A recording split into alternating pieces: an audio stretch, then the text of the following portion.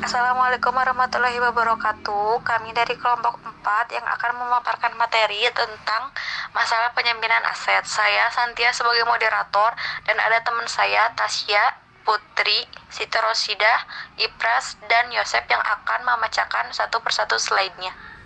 Konsep penjaminan simpanan.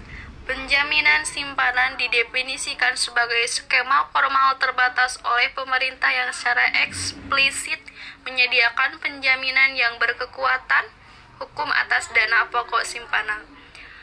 Penjaminan biasanya didanai bersama oleh bank-bank berdasarkan baik kontribusi ex ante atau assessment ex post dan dapat didukung oleh pemerintah secara formal maupun informal. Terdapat 6 pilihan dalam sistem perlindungan simpanan, yaitu 1. Penolakan secara tegas terhadap perlindungan simpanan dan ketergantungan penuh pada transparansi dan disiplin pasar. Contohnya Selandia Baru. 2. Prioritas hukum bagi klaim deposan dibanding klaim lainnya selama pelaksanaan likuidasi bank gagal. Contoh Australia dan Mongolia. 3. Sifat ambigu terkait cakupan. 4. Penjaminan implisit. 5. Penjaminan eksplisit dengan cakupan terbatas. 6. Penjaminan eksplisit penuh. Kerap terjadi di negara yang sedang dilanda krisis. Pilihan kelima menjadi model yang paling umum digunakan di dunia dan didukung oleh para ekonomi IMF. Bank dalam likuidasi. Bank sebagai badan hukum yang dilahirkan dan diciptakan berdasarkan proses hukum. Hal tersebut menyebabkan kehancuran atau pembubaran bank juga mesti melalui proses hukum. Dengan demikian, bubarnya suatu bank sebagai suatu badan hukum akan selalu diikuti dengan likuidasi harta kekayaannya oleh likuidator. Berbeda dengan UU PT yang tidak memberikan batasan waktu pelaksanaan likuidasi, UU LPS mewajibkan pelaksanaan likuidasi bank oleh tim likuidasi diselesaikan dalam jangka waktu paling lama 2 tahun terhitung sejak tanggal pembentukan tim likuidasi dan dapat diperpanjang oleh LPS paling banyak 2 kali masing-masing paling lama 1 tahun.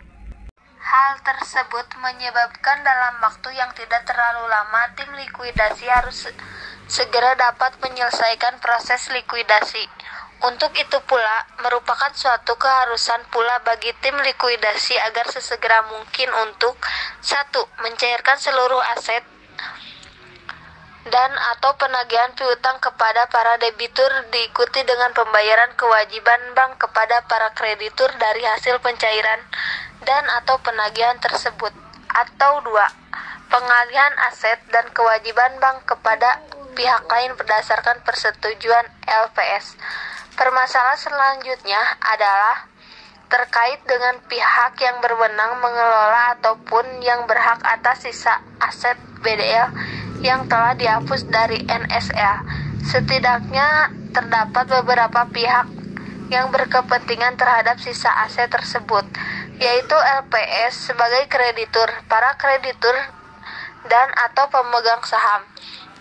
Permasalahan-permasalahan tersebut berdasarkan pengamatan penulis belum ditemukan jawabannya di peraturan perundang-undangan terkait dengan likuidasi bank. Masalah jaminan aset berdasarkan riset dan hasil pemeriksaan BPK.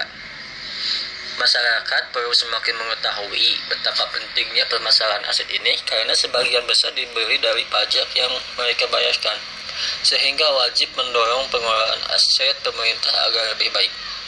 Saat ini nilai aset dari seluruh pemerintah daerah dan pemerintahan pusat masing-masing di atas 2.000 triliun berdasarkan laporan keuangan pemerintah daerah dan pusat.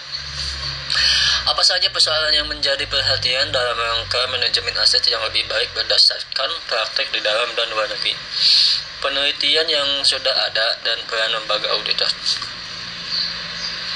Hasil penelitian yang dilakukan oleh Mardiasmo pada tahun 2012 terhadap 3 Pemda di Indonesia terungkap bahwa lambatnya reformasi manajemen aset pemerintah disebabkan oleh reformasi masih pada tahap awal. Yang kedua, terbatasnya kapabilitas SDM. Yang ketiga, lambannya penyelesaian dokumen kepemilikan. Dan yang terakhir, rendahnya fungsi manfaat aset.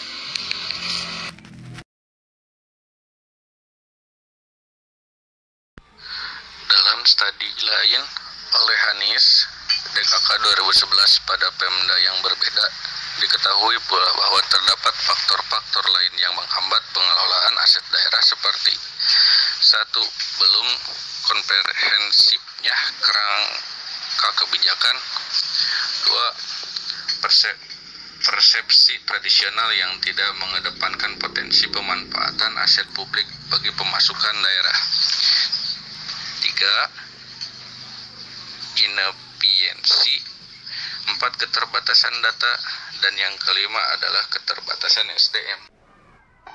Dari semester 1 dan 2 tahun 2015 dan semester 1 tahun 2016, di mana beberapa persoalan yang sering muncul yaitu 1. Pencatatan aset belum dilakukan atau tidak akurat.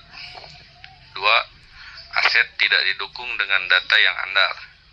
3. Proses penyusunan laporan tidak sesuai ketentuan. 4. Aset belum dioptimalkan. Yang kelima, standar operating procedure atau SOP belum disusun. Yang keenam, aset berupa tanah belum bersertifikat. Ketujuh, aset dikuasai pihak lain. Kedelapan, aset yang tidak diketahui keberadaannya. Dan yang kesembilan, mekanisme penghapusan aset tidak sesuai. Sekian presentasi dari kelompok kami. Mohon maaf bila ada kesalahan. Wassalamualaikum warahmatullahi wabarakatuh.